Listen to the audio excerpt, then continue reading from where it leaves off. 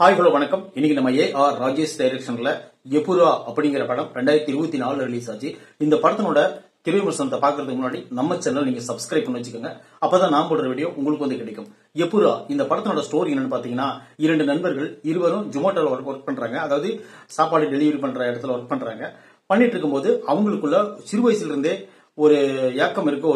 ஒரு நண்பருக்கு அவர் வந்து எந்த பொண்ணை லவ் பண்ணாலும் அவரோட அம்மாச்சியா இருக்கிறதுனால எல்லா பொண்ணுகளும் அவர் ரிஜெக்ட் பண்ணிடுறாங்க. இன்னொருத்தர் வந்து நல்ல டிப்டாப்பா இருந்தாலும் அவருடைய காதலுக்கு யாருமே இடையூறா வர்றதில்ல. இப்படி ஒரு காமெடியா போயிட்டு இருக்கு.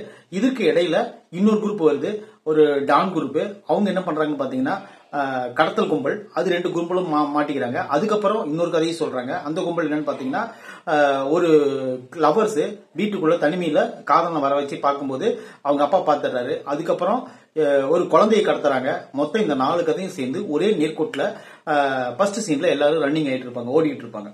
அதுக்கப்புறம் இவங்க ஏன் இப்படி எல்லாம் ஓடுறாங்க அப்படின்னு சொல்லிட்டு கதையை வந்து சொல்லி இந்த படத்தினுடைய எண்டிங் முடிச்சிருப்பாரு. இந்த படத்துல வந்து பாத்தீங்கன்னா, ஆடுகள முருகதாஸ் வந்து இந்த படத்துல வந்து நடிச்சிருப்பாரு. அந்த படத்துல காமெடி இருப்பார்ல, அது அவர் வந்து இந்த படத்துல வந்து ஒரு வில்லனா வந்திருக்காரு. கிளைமேக்ஸ்ல கொடுக்கப்பட்ட போர்ஷன் கம்மி தான்.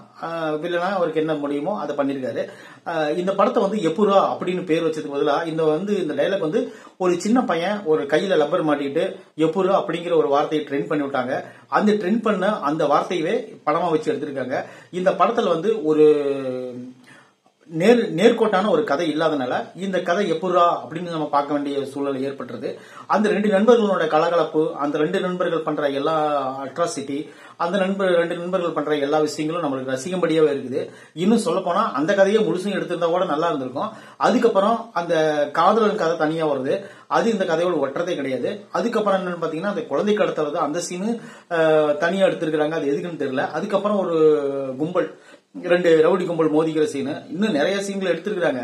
ஆனா எந்த கதையும் எதோட நம்ம ஒன்றி பாக்குறதுன்னு சொல்லிட்டு நம்மளுக்கே கன்ஃபியூஷன் ஆகுறதுக்கு இதெல்லாம் எப்படா அப்படிங்கிற மாதிரி நம்மளை பார்க்க சொல்லுது. இந்த கதையெல்லாம் ஒரே நேர்கோட்டில் இவங்க சொல்லி இருந்தாங்கன்னா நம்ம கண்டிப்பா இந்த படத்தை ரசிச்சிருக்கலாம். இப்போ ஒண்ணு கெட்டு போல. இந்த படம் வந்து ஒரு டைம் பார்த்து நீங்க என்ஜாய் பண்ணக்கூடிய எல்லா விஷயங்களும் இந்த படத்தில் இருக்கும். காமெடி நல்லாவே இருக்கும். ஃபர்ஸ்ட் ஹாப்ல வந்து அந்த காமெடி, அந்த 2 பேருக்குள்ள அந்த ஃப்ரெண்ட்ஸுக்குள்ள இருக்கிற காமெடி சூப்பராகவே இருக்கும். அதுல வந்து ஒருத்தர் இன்னொரு நண்பர்கிட்ட போய்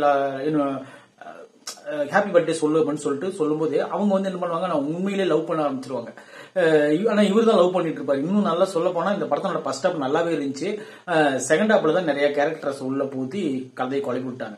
வேற ஒன்றும் இல்லை. இந்த படத்தை கண்டிப்பா நீங்க ஒரு டைம் பாத்தீங்கன்னா என்ஜாய் பண்ணுவீங்க.